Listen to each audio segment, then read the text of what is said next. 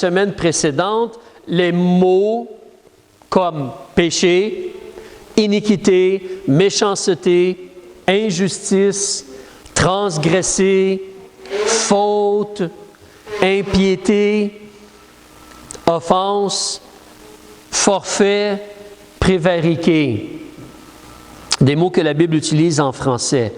Ici, si tu regardes avec moi au chapitre 21, verset 8, on va parler d'un autre mot que Dieu utilise pour parler du péché et qui nous touche beaucoup. On regarde au verset 8, on nous dit « Mais pour les lâches, les incrédules, les abominables, les meurtriers, les fornicateurs, les empoisonneurs, les idolâtres et tous les menteurs. » On veut regarder surtout ce matin le mot « incrédule ». Le mot « incrédule ». Le mot « incrédule », ça veut dire « ne pas croire ». En anglais, « unbelief ». Mais c'est la réalité c'est l'opposé de croire. Tu es incrédule, tu ne veux pas croire Dieu et ce que Dieu dit. Et ici, dans le passage, dans le verset, on te mentionne donc que l'incrédulité est un péché qui fait en sorte que notre part, ou ce qu'on mérite, c'est l'étang ardent de feu et de soufre. Ceci est la seconde mort. Alors, l'incrédulité est un péché. C'est quelque chose qu'on ne devrait pas avoir. C'est quelque chose qu'on peut vaincre. C'est quelque chose, par l'aide du Seigneur, qu'on peut sortir de notre vie. Mais l'incrédulité, c'est un péché. Ne pas croire Dieu et ce qu'il dit. Cela nous rend vraiment coupables. Reculez avec moi en Jean chapitre 16 et voyons comment Jésus en parle à un certain moment donné. On débute ici en Jean chapitre 16. On a la déclaration ici quand Jésus parle que le Saint-Esprit va venir. Et quand l'Esprit de Dieu va venir, quelle est une des choses, en réalité il y a 3 choses qu'il va faire, si vous vous rappelez le passage, mais Jean chapitre 16, verset 8, ou tu peux regarder au verset 7 pour bien voir le contexte.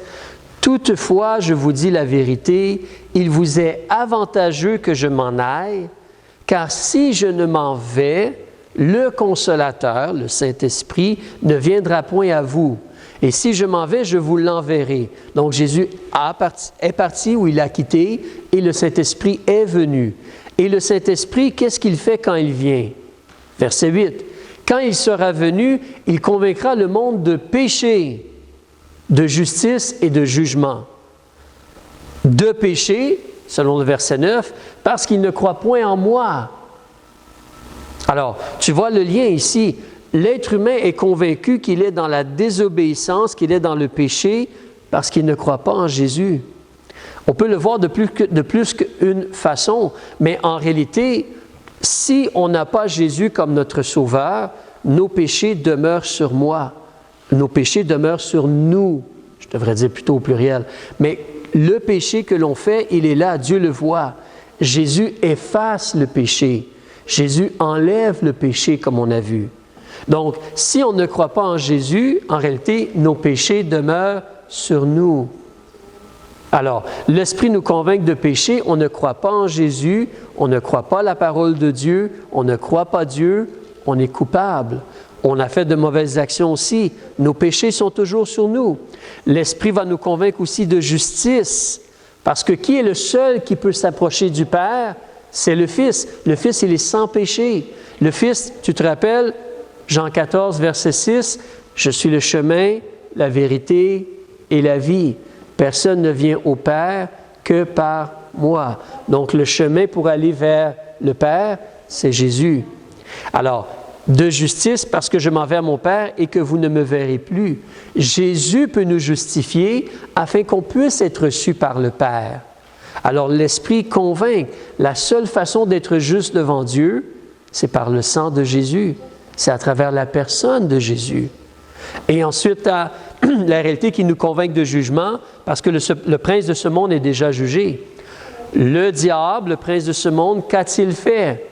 Il a choisi d'être rebelle, orgueilleux, vouloir prendre la place de Dieu. Il a choisi la méchanceté, la violence, Donc, il a été rebelle envers Dieu et le péché est jugé. Le prince de ce monde est déjà jugé. On a vu ensemble qu'est-ce qui attend le diable? Le feu éternel. Le feu éternel a été créé pour le diable et ses anges. On a vu cela ensemble dans les études précédentes. Mais l'Esprit convainc les gens de péché parce qu'ils ne croient pas en Jésus. Si tu recules en Jean chapitre 3, Jésus parle encore de l'incrédulité. Jean chapitre 3, et tu connais, on commence au verset 16, on connaît bien ce verset-là, mais on va lire un peu après le verset 16. Alors Jean chapitre 3, si tu veux reculer avec moi, je vous donne quelques secondes. On va débuter au verset 16 que l'on connaît bien. Mais remarquez ici, on va parler de ne pas croire Dieu, de faire comme Dieu menteur. Alors, verset 16. « Car Dieu a tant aimé le monde qu'il a donné son Fils unique, afin que quiconque croit en lui ne périsse point, mais qu'il ait la vie éternelle. Car Dieu n'a point envoyé son Fils dans le monde pour condamner le monde, mais afin que le monde soit sauvé par lui. » Verset 18. « Celui qui croit en lui n'est point condamné, mais celui qui ne croit point, être incrédule. Celui qui ne croit point, il est déjà condamné, parce qu'il n'a pas cru au nom du Fils unique de Dieu. » Alors, ne pas croire Dieu, ne pas croire qui Dieu est, ne pas croire ce que Dieu dit, ne pas croire les avertissements de jugement de la part de Dieu, on est déjà coupable. On est déjà comme condamné. Le seul qui peut nous délivrer de la condamnation, c'est Jésus-Christ. Et Jésus-Christ veut faire cela. Mais si tu ne crois pas, tu es déjà condamné. Verset 19. Les gens font un choix. Et la cause de cette condamnation, c'est que la lumière, elle est venue dans le monde. Et que les hommes ont mieux aimé les ténèbres que la lumière, parce que leurs œuvres étaient mauvaises. Ils auraient pu croire. Ils auraient dû croire. Mais ils ont choisi les ténèbres à la place. Parce qu'ils ont choisi de faire le mal. Et évidemment, Dieu, ce n'est que la droiture, le bien, la justice, la lumière. Donc, on ne veut pas s'approcher de Dieu lorsqu'on fait le mal. On choisit autre chose. Alors, ces gens-là ont choisi de ne pas croire Dieu, de ne pas croire ce qui est juste et droit, de ne pas croire qu'il y a une juste punition, de ne pas croire le salut que Dieu a pourvu à travers Jésus qui meurt à la croix. Ils ont préféré les ténèbres. Ils ont choisi à la place de ne pas croire Dieu et de demeurer dans la noirceur, les ténèbres, le mal, la méchanceté. Verset 20. « Car quiconque fait le mal est la lumière, haït la lumière, et ne vient point à la lumière de peur que ses œuvres ne soient reprises. » Les gens font un choix. Ils ne veulent pas croire, ils ne veulent pas être transparents et honnêtes devant Dieu, ils ne veulent pas devoir confesser le mal et délaisser le mal. Ils choisissent à la place les ténèbres. Leurs œuvres sont mauvaises. Alors, verset 21, « Celui qui agit selon la vérité, il croit ce que Dieu dit, il croit qui Dieu est, il croit qu'il y a une juste punition. Celui qui agit selon la vérité vient à la lumière, afin que ses œuvres soient manifestées parce qu'elles sont faites en Dieu. » On croit que Jésus est le Sauveur, et parce que Jésus nous sauve, maintenant on marche dans la vérité et on fait des bonnes œuvres pour la gloire de Dieu.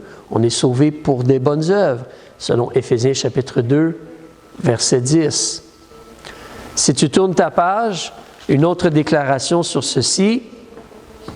Le dernier verset du chapitre 3, comme un genre de résumé, verset 36.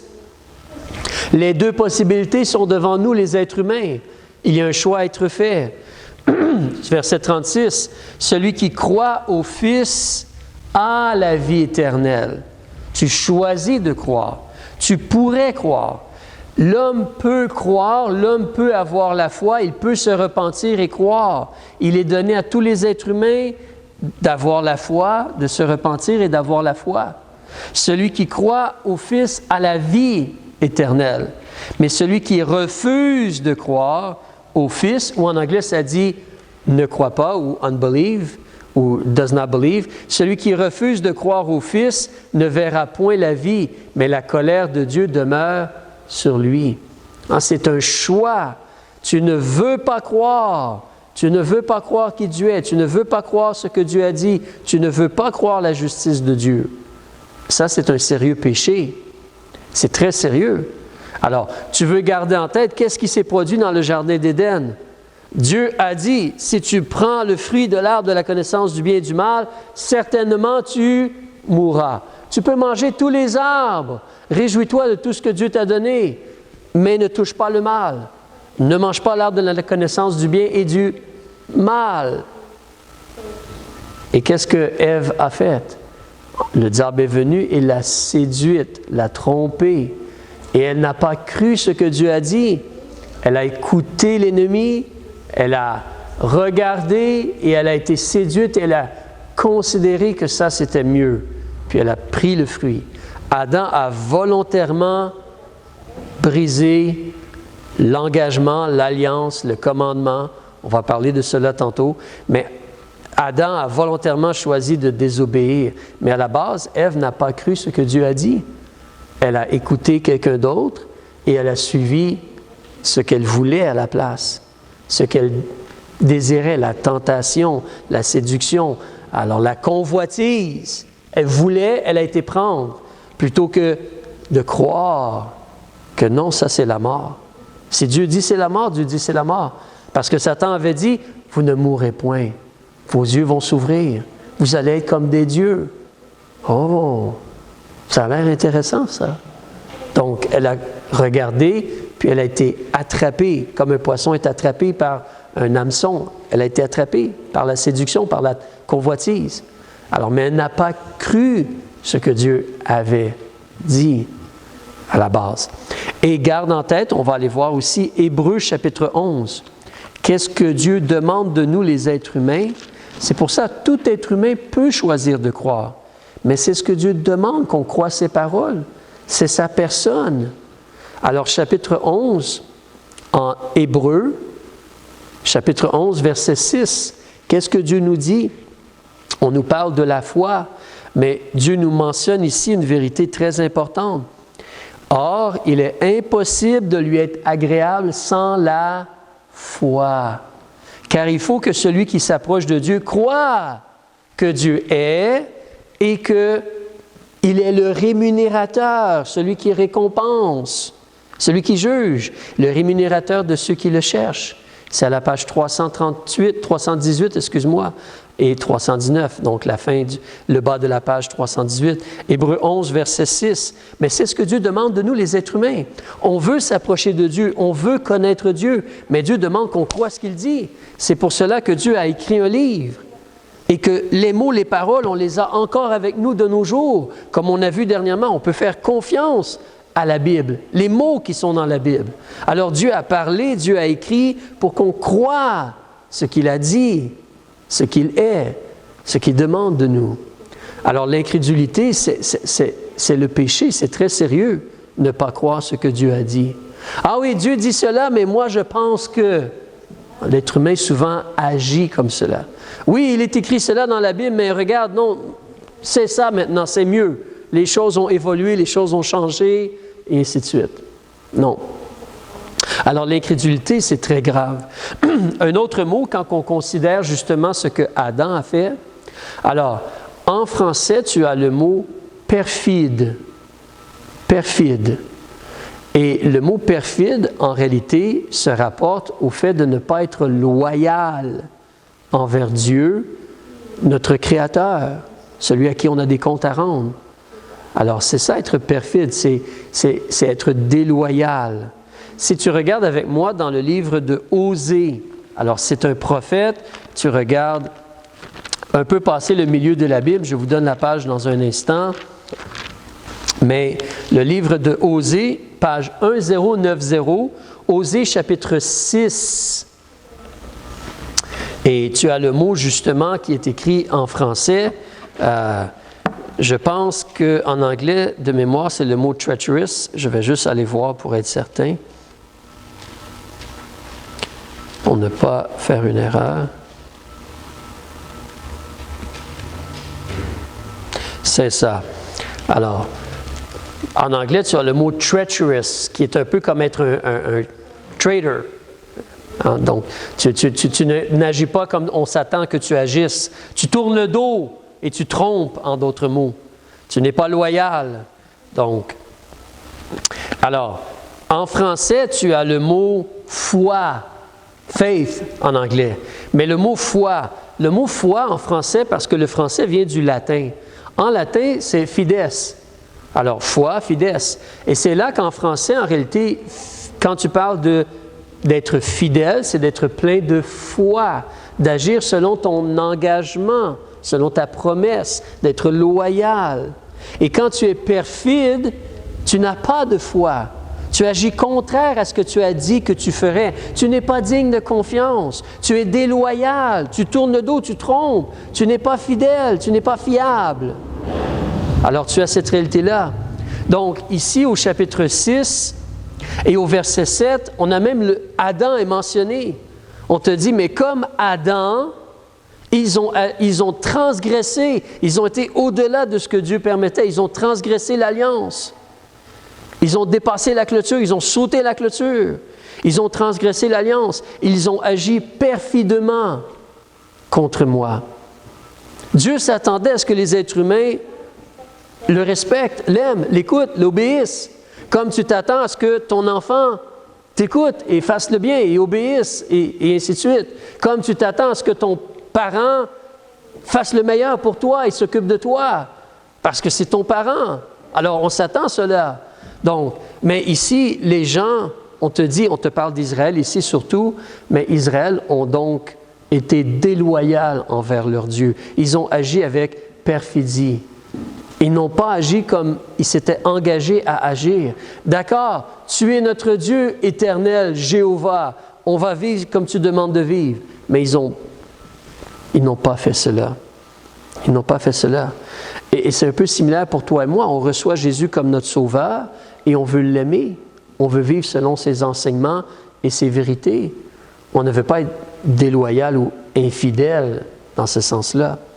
Mais on te parle donc d'être perfide et de ne pas respecter son engagement ou ce que Dieu demande de nous. Il y a un autre mot qu'on va regarder maintenant, le mot désobéissance. Ça, on comprend cela, on connaît cela. Alors, ne pas obéir, c'est le péché. Ne pas obéir aux enseignements de Dieu, c'est désobéir, c'est péché. Regarde avec moi Romains chapitre 5. Romains chapitre 5, verset 19. Encore à la base, on débute avec Adam. Donc, Adam, volontairement, a brisé son alliance envers Dieu ou avec Dieu. Il a mangé ce que Dieu lui avait dit de ne pas manger. Il avait le droit de tout prendre ce qu'il y avait autour de lui et de se réjouir de toute la création de Dieu. Mais il a choisi à la place de manger l'arbre de la connaissance du bien et du mal. Et lui n'a pas été séduit, il a juste volontairement choisi de faire cela. Mais Romains chapitre 5, verset 19, on te parle un peu de cela, mais on utilise le mot désobéissance ici. On te dit au verset 19, à la page 218, « Comme par la désobéissance d'un seul homme, plusieurs ont été rendus pécheurs. Ainsi, par l'obéissance d'un seul, plusieurs seront rendus justes. » Donc, il y a deux personnages mentionnés. Un seul homme, sa désobéissance à ce monsieur-là a fait en sorte que tous les êtres humains sont devenus pécheurs. Vous avez deviné de quel être humain est-ce qu'on parle? Qui a fait cela? C'est Adam. Par la désobéissance de monsieur Adam, tous les êtres humains sont devenus pécheurs. Et par l'obéissance d'un autre personnage, maintenant plusieurs peuvent être rendus justes. Qui est ce personnage-là qui a obéi et qui peut nous justifier devant Dieu? C'est Jésus. Jésus a obéi à son Père et a été prêt à donner sa vie en rançon, verser son sang. Parce que lui a obéi, nous sommes rendus justes. Et ça, c'est vraiment important à comprendre parce que c'est la réalité de Dieu et du message de Jésus. Nous, les êtres humains, nous savons désobéir, nous sommes injustes. Nous sommes pécheurs, nous sommes désobéissants. Mais Dieu a agi pour nous justifier.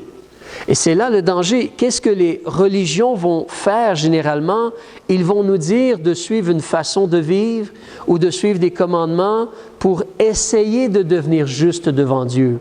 Et donc les religions nous parlent de nous-mêmes avoir notre justice pour que Dieu nous accepte et Dieu nous reçoive. Comme si on travaille pour être reçu par Dieu, on travaille pour gagner notre ciel.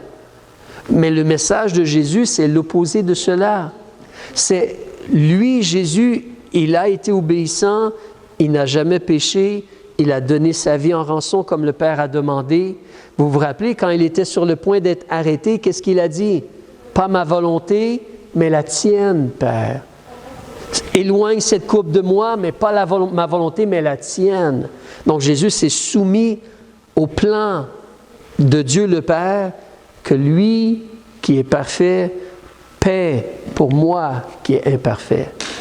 Et puisque lui a obéi et puisque lui est parfait, à travers lui et son obéissance à lui, je deviens juste. Moi, je n'ai pas de justice et je n'aurai jamais de justice parce que je suis déjà coupable. Mais Jésus, il est juste et Jésus nous donne sa justice. Lui, il a agi pour que nous, on puisse devenir justes. Et c'est là que dans notre cœur, on place notre confiance en la personne de Jésus et son travail à la croix pour nous justifier devant Dieu, pour nous permettre d'être reçus par Dieu. C'est pour ça qu'en réalité, Dieu regarde le cœur d'un être humain. En qui espère-t-il? En quoi espère-t-il? Est-ce qu'il a placé sa confiance en Jésus? Ou est-ce qu'il essaie d'être une bonne personne pour être accepté par Dieu? La vérité de Dieu et le plan de Dieu et le message de Dieu, c'est que dans son amour et dans l'amour de Jésus, ils ont tout fait pour qu'on puisse devenir juste. Il nous demande de nous repentir, de confesser nos péchés et de placer notre confiance en Jésus. Mais par l'obéissance d'un seul, plusieurs sont rendus justes. C'est son obéissance à lui, ce n'est pas la mienne, ce n'est pas la tienne. C'est l'obéissance de Jésus qui nous justifie. C'est lui qui nous justifie. On va regarder une dernière chose, la rébellion. La rébellion. Dieu parle du mot rébellion, ou Dieu utilise le mot rébellion pour parler de péché. Alors, vous savez probablement, une rébellion, c'est lorsqu'on se révolte contre l'autorité. Et rappelons-nous, qu'est-ce que Satan a fait? Il a voulu prendre la place de Dieu. C'est de la rébellion. Alors, c'est pour ça que certains ont déjà dit à un moment donné, c'est quoi la racine du péché? La racine du péché. Vous connaissez peut-être le verset en Timothée qui nous dit que la racine de tous les maux, c'est l'amour de l'argent. The root of all evil, the love of money. OK, mais c'est quoi la racine du péché? What is the root of sin? C'est quoi la racine du péché? Et la racine du péché, c'est la rébellion. C'est la rébellion. On ne veut pas laisser Dieu être Dieu. On ne veut pas laisser Dieu être l'autorité, le souverain, celui qui nous a créés, qui a toutes choses entre ses mains. On ne laisse pas Dieu être Dieu. On veut être notre propre Dieu, à nous. Alors, regardons ici en Romains, reculez au chapitre 2. Si vous reculez à la page 214, chapitre 2, on va débuter au verset 7. Au verset 7, on nous dit, donc, on va débuter au verset 6 dans le contexte. Dieu va rendre à chacun selon ses œuvres. Dieu, c'est celui qui récompense. Qu'est-ce qu'il va faire? Verset 7, savoir la vie éternelle, c'est un cadeau. Il va donner la vie éternelle à ceux qui, persévérant dans les bonnes œuvres, ils cherchent la gloire, l'honneur et l'immortalité. On n'est pas sauvé par nos bonnes œuvres, mais on est sauvé pour faire des bonnes œuvres. Mais si vraiment je cherche la gloire, l'honneur et l'immortalité, c'est à travers Jésus, c'est lui qui donne la vie éternelle. Si je reçois Jésus comme mon sauveur et je persévère dans les bonnes œuvres, mais j'ai la vie éternelle. J'ai la vie éternelle. Mais de l'autre côté, les gens font des choix. Verset 8, Dieu va donner l'indignation et la colère à ceux qui sont contentieux et à ceux qui sont rebelles à la vérité. et qui obéissent à l'injustice. Ce sont des choix du cœur. En réalité, il n'y a personne qui met un fusil devant toi pour te dire « sois désobéissant, sinon je te tue ». Il n'y a personne qui fait cela. C'est un choix dans ton cœur. Mais il y a des gens qui choisissent d'être contentieux. Qu'est-ce que cela veut dire être contentieux? C'est l'idée de vouloir te quereller, de vouloir disputer, de vouloir se quereller avec les gens qui sont comme ici, Dieu qui est en autorité. On est contentieux. On veut être rebelle à la vérité.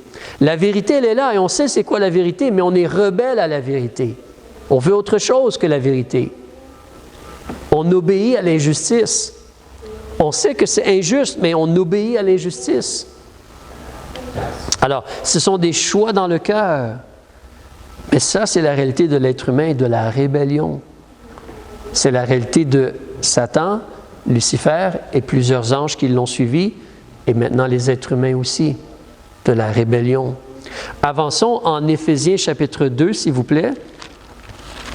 On va juste voir 2 autres passages pour confirmer, et puis je vais vous montrer un petit passage dans l'Ancien Testament aussi, que vous connaissez. Mais Éphésiens chapitre 2, page 273, le verset 1 et 2.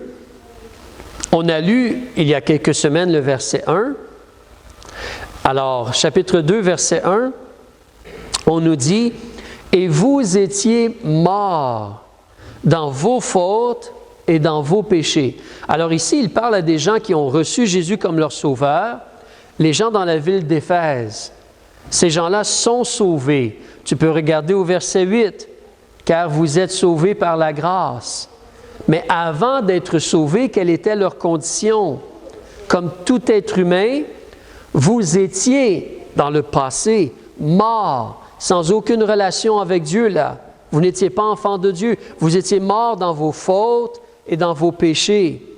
Les choix, les actions que vous avez faites. Verset 2, « Dans lesquels vous avez marché autrefois, selon le train de ce monde, la façon de vivre de ce monde, selon le prince de la puissance de l'air, influencé par Lucifer, de cet esprit qui agit maintenant dans les fils de la rébellion. » Enfants de rébellion, c'est comment Dieu nous voit, parce qu'on a choisi la désobéissance, parce qu'on est des pécheurs, enfants de rébellion. Mais Dieu, dans son amour, il a tout fait pour qu'on soit délivré. Délivré du jugement et délivré de la rébellion aussi, pour apprendre à être obéissant à la place. Si tu avances un petit peu en Colossiens, donc après Éphésiens, tu as Philippiens, puis Colossiens, une phrase est similaire, Colossiens chapitre 3. Colossiens chapitre 3.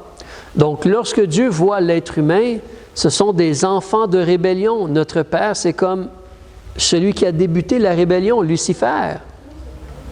Alors, chapitre 3 en Colossiens, verset 6. « Car c'est pour ces choses que la colère de Dieu vint sur les enfants de rébellion, dans lesquels vous aussi vous avez marché autrefois, lorsque vous viviez en elle. » Alors, l'être humain sans Jésus, c'est la rébellion envers Dieu, la rébellion envers la personne et l'autorité de Dieu. Mais à travers Jésus, on peut être pardonné et on devient enfant de Dieu, l'Esprit de Dieu vient habiter en nous et on apprend à obéir, on apprend à se soumettre à Jésus. Alors reculons, une dernière chose concernant la rébellion, un passage que généralement ceux qui lisent la Bible connaissent très bien. Alors si tu commences à lire la Bible, tu vas le lire un jour, mais 1 Samuel chapitre 15, ça se trouve dans l'Ancien Testament, une déclaration qu'un prophète a faite de la part de Dieu. 1 Samuel chapitre 15, on va débuter au verset 22. Et on veut comprendre un peu le contexte, tu le connais peut-être, mais Dieu a établi ou fait établir un nouveau roi, Saül, et Dieu a demandé à Saül d'aller frapper et punir des gens qui doivent être jugés et punis, les Amalécites, et il envoie donc Saül. Saül doit tout exterminer, tout détruire, tout tuer. Et Saül et le peuple choisit de ne pas obéir à Dieu, mais de juste détruire ce qu'ils n'aiment pas ou ce qui n'est pas bon, ou ce qui pour eux n'ont pas de valeur. Ce qui a une valeur pour eux, on le garde. Alors, ils n'obéissent pas à Dieu. Donc, ils auraient dû détruire tout le peuple, tous les animaux du peuple, mais ils ont gardé le roi en vie, ils ont gardé certains animaux en vie, et ainsi de suite. Donc, verset 22, quand Samuel le prophète, justement, Dieu parle à Samuel, vous connaissez l'histoire, mais Samuel le sait, Samuel il va confronter, Saül avec la situation. Samuel dit à Saül, donc, « L'Éternel prend-il plaisir aux holocaustes et aux sacrifices comme à ce qu'on obéisse à la voix de l'Éternel. » Qu'est-ce que Dieu aime le plus?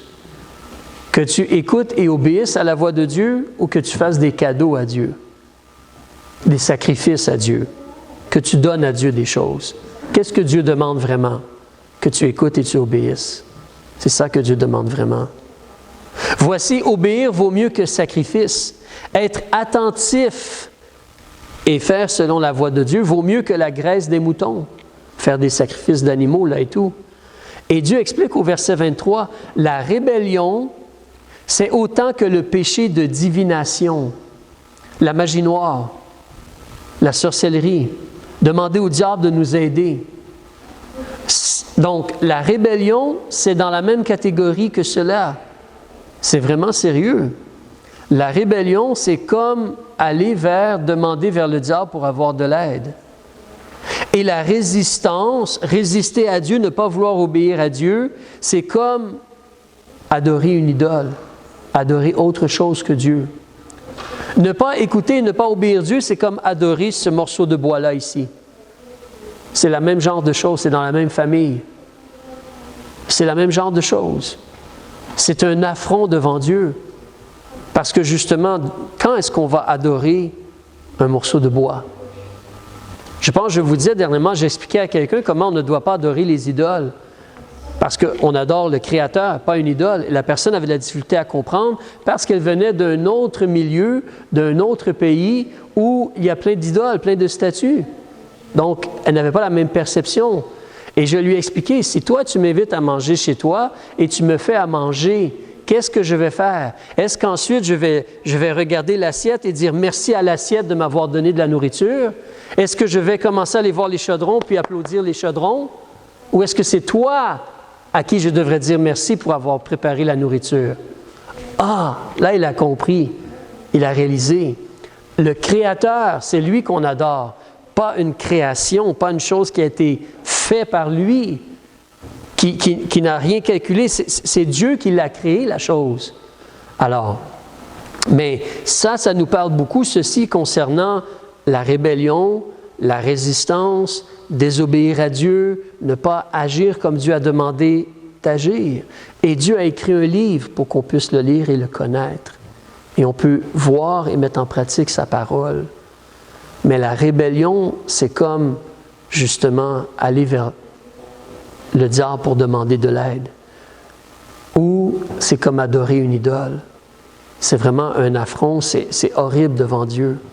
C'est quelque chose de très, très, très sérieux. Vraiment horrible. Alors, on veut faire attention.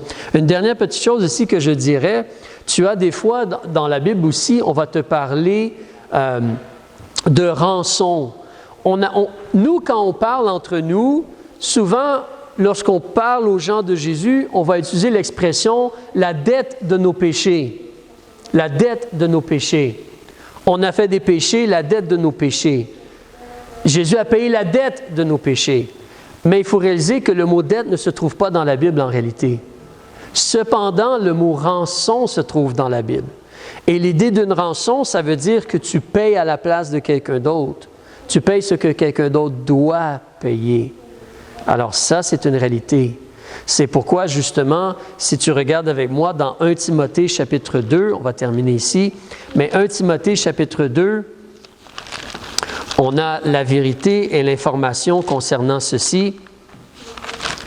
Alors, la première épître de Paul à Timothée, chapitre 2, page 2, 9, 6.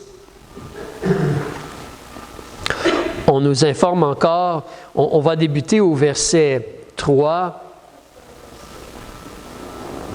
On te dit, car cela est bon et agréable aux yeux de Dieu, notre Sauveur. Dieu veut te délivrer. Il veut te délivrer des conséquences ou de la punition que tu mérites pour tes péchés. Il veut te délivrer de l'esclavage du péché, du contrôle et l'influence que le péché a sur toi.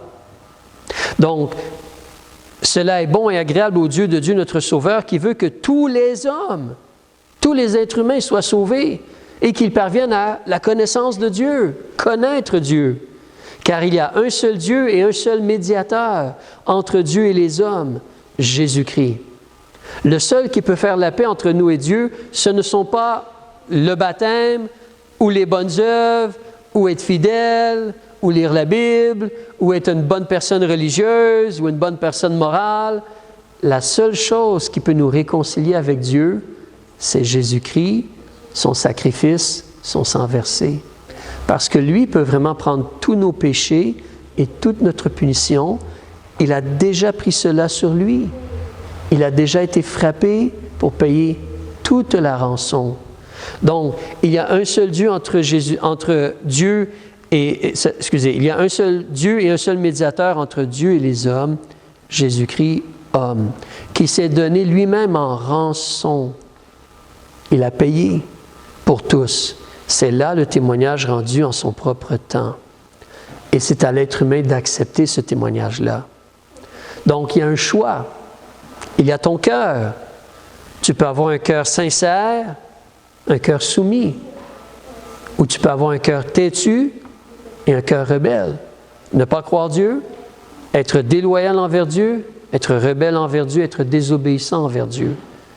Ou tu peux choisir à la place de croire ce que Dieu dit et recevoir la vie, recevoir le pardon, recevoir la vie éternelle et recevoir la délivrance de l'esclavage du péché. Mais gloire à Dieu, il y a Jésus, il y a le sang de Christ pour vaincre le péché et vaincre la punition ou être délivré de la punition qu'on mérite pour nos péchés. Mais c'est ça le combat, c'est ça la réalité qui est devant nous. Un personnage, Lucifer, s'est rebellé contre Dieu et maintenant il essaie de tenter et séduire les hommes vers la rébellion. On est pécheurs, on vit comme des pécheurs, mais on peut choisir de se repentir et de croire Dieu à la place.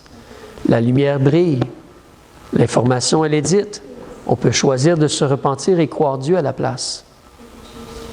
On va prier, Père, on veut te remercier.